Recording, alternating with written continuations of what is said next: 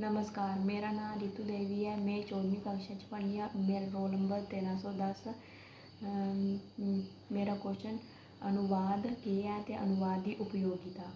अनुवाद शब्द वाद्य धातु अनु उपसर्ग ते गण प्रत्यय दे योग कन्नै बने दा है। वाद्य धातु दा अर्थ है बोलना।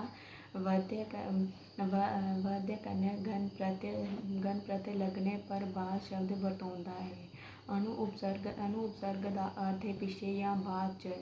इस चाल्ली अनुवाद शब्द दा अर्थ हुआ कुसै दे बोलने उपरांत परतियै बोलना। अंग्रेजी शब्द ट्रांसलेशन च अर्थ विकास ते अर्थ परिवर्तन दी प्रक्रिया झलकदी है। यह शब्द लैटिन भाशा दा है जेह्ड़ा दूए च ट्रांसलेशन। ट्रांस दा अर्थ है पार ते लेशन दा अर्थ है लेई जाने आह्ली क्रिया। इ'यां ट्रांसलेशन शब्द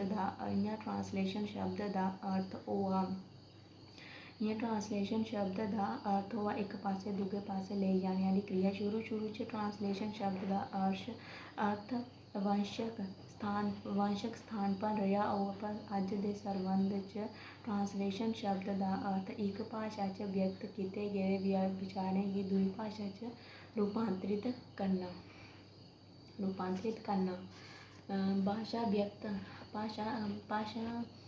भाशा च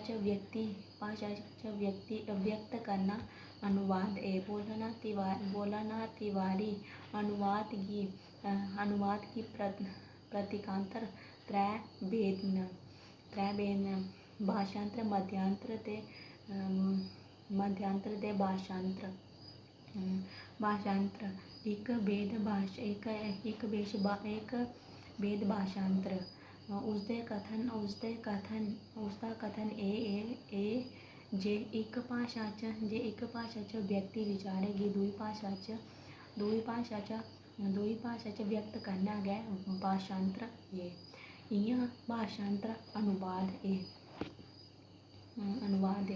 अनुवाद दी उपयोगिता।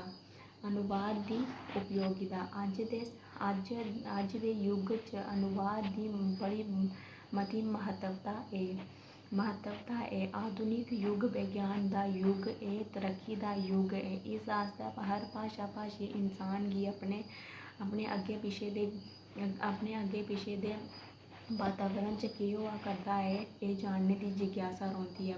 मती बारी इस जिज्ञासा गी शांत करने लेई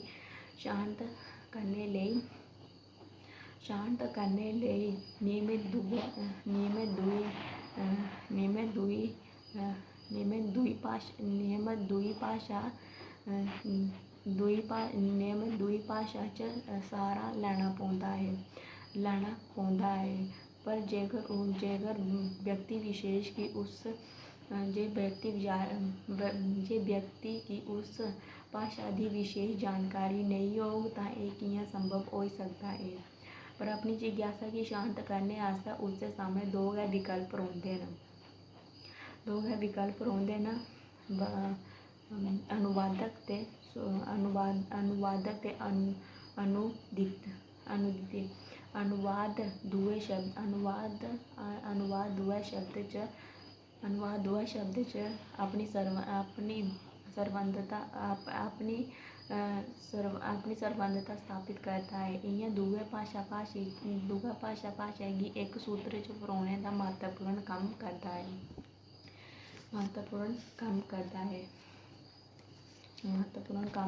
है।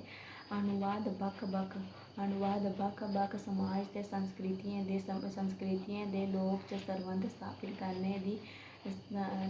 स्थापित करने दी महत्वपूर्ण भूमिका निभांदा है। इसलिए जिसलै इक कृति दा अनुवाद दूई भाशा च होंदा है तां उस इक संस्कृति दा सार दूई कन्नै जुड़ी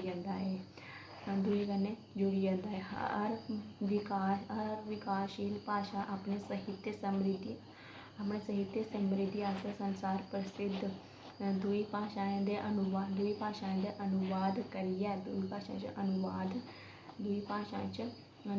करियै अपने साहित्य दी समृद्धि करदे